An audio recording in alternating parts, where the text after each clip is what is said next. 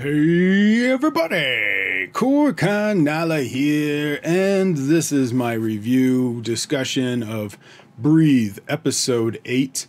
If you haven't seen it, go watch it, come back. This is very spoiler heavy, and I'm doing something a little different on this one, and I wanted to thank Vishnu for giving me the idea. I filmed my reaction of the episode. Now, of course, I'm not going to show the whole reaction part, but I think there were sections in there that you guys might enjoy seeing my reactions for. If I showed the whole thing, it would be really boring because it's mostly me watching and taking notes. But there are a couple of sections I might throw in there, so keep an eye out for those. As you guys know, I love long edits for everything. The reason I like them is they move more smoothly. It shows a lot of preparation on the filmmaker's part and skill from the actor's part, just because there's a lot of things that have to go really well for a long edit to work. That's why a lot of movies and shows don't do them, or they're very sparse with them because they are so difficult to pull off. And this episode 8, it starts out with a great single camera, no edit shot that I absolutely loved. Danny wakes up and he's sitting on the bed, and then he gets up and he walks out of the bedroom through the living room. The camera is back this way and you see him walking towards the kitchen. It follows him into the kitchen. He gets a glass of water with everything and comes back out, goes into the mom's room, but his son is not there. And then the camera comes out of the room, backs up, and then you see Madhavan's reaction, and the camera turns real quick to see his son with all of his victims behind it, the way that they had died.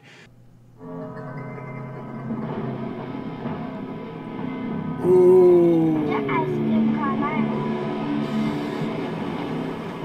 It was very impactful, it was surprising, and it was a nightmare, and he ends up waking up. And then they go to the opening credits, and I was like, wow, you sold me right there, got my attention, I'm ready for the rest of the episode. They say that donor number 5 had died, Nair, and the other suspect, Rao, who was arrested from the previous episode, is going to trial. And Danny goes by Raya's house because she's the only one left that he can take out for the donor organs. And there's a lot of mail out front, which means that she hasn't been there. And so Danny starts following the partner to try and find out where she is. He starts always looking over his shoulder. He's getting paranoid. He signs up with the Department of Immigration to Australia and is going to move his whole family over there. There was a really beautiful scene. The cinematography looked great.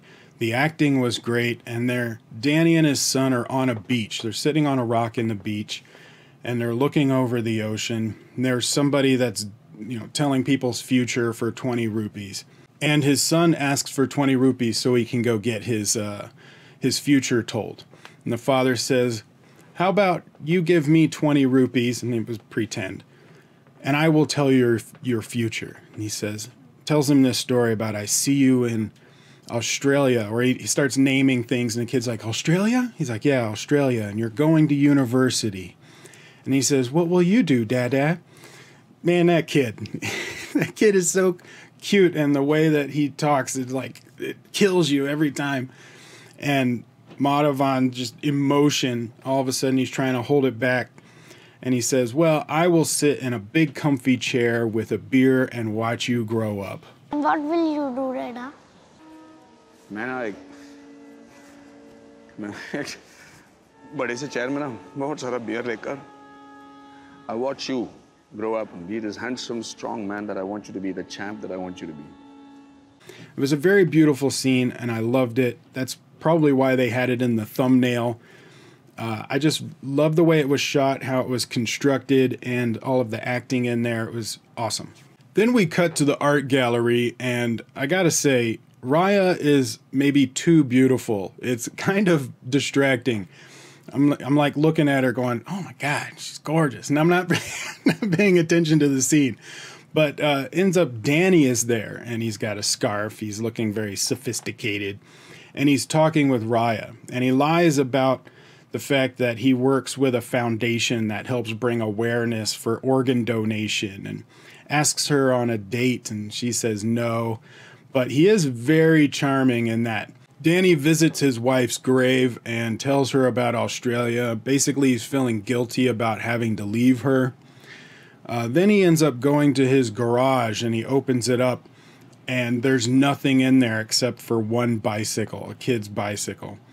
And of course, this overwhelming dread of like, oh my gosh, someone found my stash. And he asks a neighbor, he's like, what happened? Where did all the stuff go? And she tells Danny that the mom had cleaned out and emptied everything. And she's like, it was such a task that even she had to help out and took a box herself. And he goes in, mom is praying. And what I like about this scene and a lot of other scenes, I've mentioned this before, but there's no dialogue. And that always shows good acting when an actor can portray what, and you can tell what they're thinking with just a look. And they have a moment where mom looks at Danny and he can tell that she knows.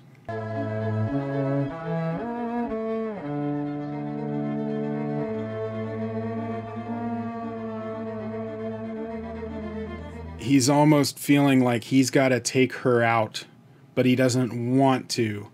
And then she's feeling fear and scared. It cuts to him staring at a mirror, and they have a great shot of the faucet of the sink with the water dripping on it. And I thought that was a beautifully shot scene, even though it's very simple. I thought it was shot very well and really added to kind of the emotion of the scene. Knowing what he thinks he needs to do but doesn't want to do it, and just contemplating everything. And he's having backflashes of all of his interactions with his mom about like her looking at the taxes and wondering where the stuff came from and asking him questions, and basically her putting together that he's the one killing all these people. So he confronts his mom. His mom brings in the box and shows it to him. And then she says, if I can find it, anyone could find it. And again, with her performance, you can tell that she's against it, but she totally understands it. And she doesn't want to stop him because she wants to save her grandson. And it's all in her face, this kind of battle in her own head of like, I know this is wrong, but I think it should be done, or I'm going to allow it to be done. And it's kind of the same thing that Madhavan had to go through. Like, I know this is wrong, but I feel I have to do it to save my son. And he ends up burning all of the evidence while reliving the death of every victim in his head. And there's a great shot of the fire burning Raya's picture, which in a way it kind of cemented in his own mind that he has to kill her, that it's part of what he needs to do, and it's given him the resolve to go and do it. And he visits his son while his son is sleeping and kind of kisses him on the forehead and says, one last time, Josh. And then Danny gets a call from the doctor that there's an AB negative donor in a coma and the family has decided to donate the organs. They weren't on the donation list before because he hadn't been put on the donation list, but the family had decided it after the fact. And so Danny says, bring him in right away because he's number one on the list. And so they bring in the son. He's going into surgery, and we're like, oh my gosh, he may not have to kill Raya and the son may live. Danny and his mom are waiting in the hallway, and that's such the hardest part is waiting. I hate waiting. But then the doctor comes out and tells him that the donor was a smoker and his lungs were unusable. And so they had to abort the surgery. Danny's face goes from like dread to pure anger, just like rage. And he tries to hide it. But it turns into from him needing to kill Raya to save his son to almost blaming Raya for the surgery not working in his own mind. And now he wants to kill her instead of feeling he needs to kill her. And so I think that transition, and it's happened a little bit before where he became less emotional in killing these people, but he was feeling guilty about it later. This one is different. He kind of evolved to a point where it's not that he was enjoying it, but it was more of just angry that these people were allowed to be alive instead of his son. And it culminated in this moment where he now wants to kill Raya instead of feeling that he needs to kill her. Raya is at the gallery after close by herself. You see like one of her employees leave. And I was thinking to myself, oh, come on, someone's trying to kill you. You know they're trying to kill you. Why are you by yourself? You don't do that. You always need to have somebody with you. Buddy system, man, buddy system. And then they have a voyeur shot of what Danny is watching her. Now, a lot of times I think directors misuse voyeur shots. Sometimes they just want to do it because it's a little bit more stylized and it looks kind of cool to have something out of focus in the foreground. But there's really nobody that's being the voyeur, and it can be a little confusing. In this case, though, it was used properly and effectively because you're seeing it through Danny's eyes, just like in the other episode where he was escaping, or not escaping, but when he was leaving the blind school to go kill donor number 5, and you have the voyeur shot through the fence watching the 2 guys that were following him and they're eating. Those voyeur shots are very effective and used properly. The lights go out and Danny ends up knocking Raya out. As she's coming to, she's next to the most dangerous looking electrical grid I've ever seen, and explains to her in very calmly and very creepy way about what happens to lead to her electrocution. You know, basically saying, oh, the lights went out, it looks like you tripped and hit the water bottle, and then he knocks the water bottle over and basically explains the whole thing. It was very eerie, very creepy, and Madhavan did that with a great performance. I like that. And then he gets slapped in the face by Kabir. They have Danny tied to a chair, and they explain to him how they tricked him, and that Rao has a tattoo on his right arm, and when they looked at the security footage, it doesn't show the tattoo. Now, they showed that in a backflash, and a lot of times I've talked about how backflashes I'm not a huge fan of, especially if they've already shown that information on screen before, because then that helps repeat views. You're like, oh, whoa, I missed that, and you go back and you watch it again. With this one, they didn't quite show that on camera. They did when you saw the footage in a previous episode, but then they show that again and that he is pointing it out.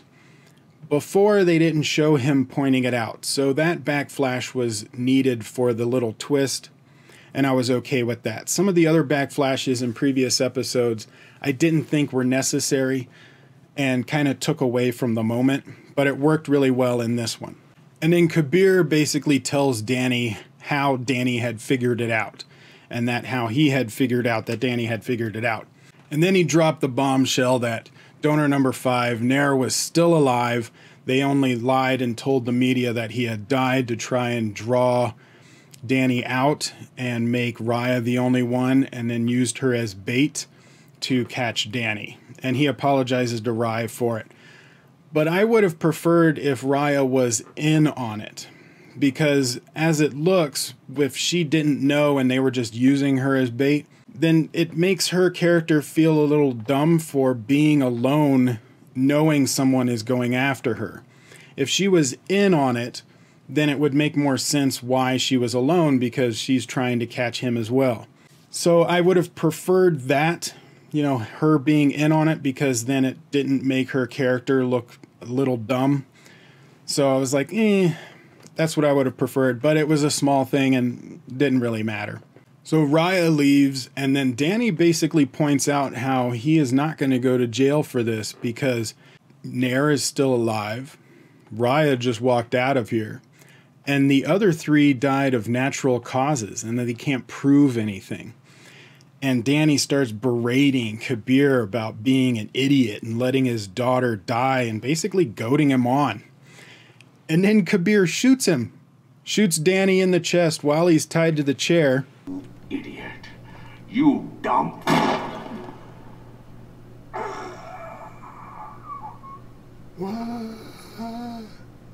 And you know how they say that when you die, your life flashes before your eyes. But for him, it was flashes of him being with his son. And then Kabir comes in close and Danny's dying and he says, Kabir, Josh, please, and then dies.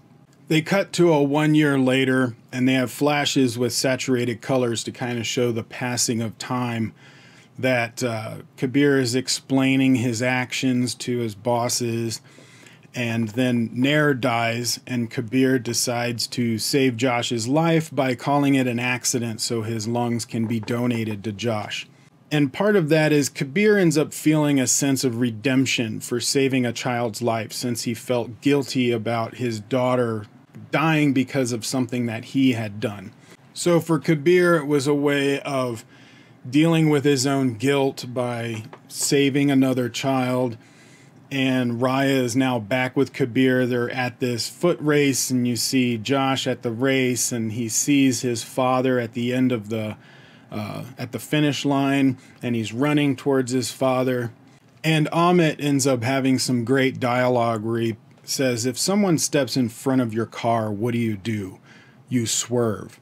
Our natural instinct is to protect human life.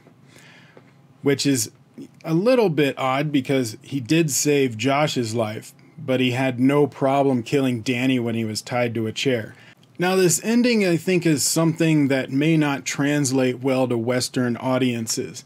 It's something I've seen in Indian movies before, where the cop will take the mobster out to a deserted place and assassinate them instead of taking them to jail. And earlier you had scenes of like when Kabir would take Rao to the abandoned warehouse and basically torture him and beat him up into trying to confess. These kind of things don't translate very well to maybe American audiences, just because there's a lot of consequences if that actually happened. And Kabir doesn't really get any consequences for it. He basically just says what he did, and then everybody is okay with it.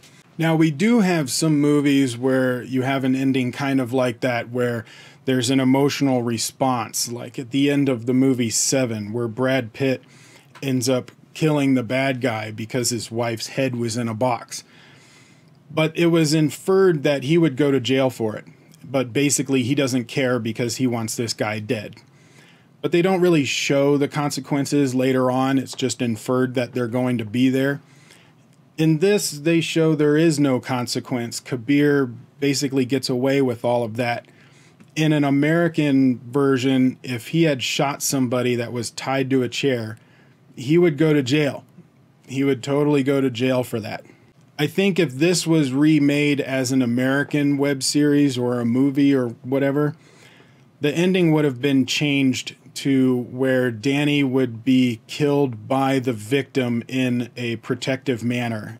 Is when he was explaining how she's getting electrocuted and he pours the water over. She ends up turning the tables on him and he gets pushed into the electricity, and then he gets killed, but she saves her own life. I think both endings would have worked. The way that they did it in Breathe, I enjoyed the moment back and forth between Amit and Madhavan. That was great acting in there. It's just, from our point of view, the cop shooting him without consequences wouldn't work right. But I understand it, and I don't hate it or anything. It's just different than how we would do it. But I do understand why it's in there, because I've seen things like that in other Indian films. Now, as a side note with the music used at the end when the kid was doing the race and Kabir is saying his line about protecting human life, I love that song, and I think it fit the tone and the sequence very well.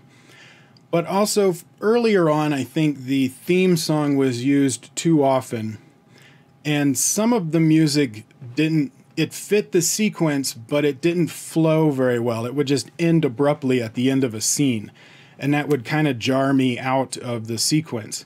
So the way I think they did it is they had the composer make all of these songs, but he made full songs. And then they would use clips of the song to fit the scenes and the length of the scene. And that's why the song would just end super abruptly. I think a better way of doing that they may do in future series or other movies is you do have your composer make full songs, because that's what you want to put on the soundtrack. But when you're in post-production, have the composer adjust the songs to kind of fit the time and the flow of the scenes, so that you have the song you want to play, but you end it at a point or change part of the song with the composer so that it has a nice flow into the next song for the next scene. Or if the next scene has silence, have it flow into a down volume so that you're eased into that silence. But having an abrupt music end, I think, kind of jars the viewer out of the sequence, and then you have a few seconds of adjustment for the next scene. And if the next scene is a little quick or moves at a higher pace, you're not going to lose the audience, but you're not going to grab them in those first few seconds that you're hoping to for that scene. So I would like to see the composer more involved with the post-production and how the edits are going to flow. Overall, great episode. I loved the entire season. Madhavan, Amit, you guys were great. Raya, you were also good, but maybe distractingly beautiful. Direction was good. Cinematography was good. Music was good, but I think utilized maybe a little too much on the themes, and I would have preferred a better flow. And that kid, man, that kid is too cute. He is too adorable. I don't know where you found him, but he did his job perfectly.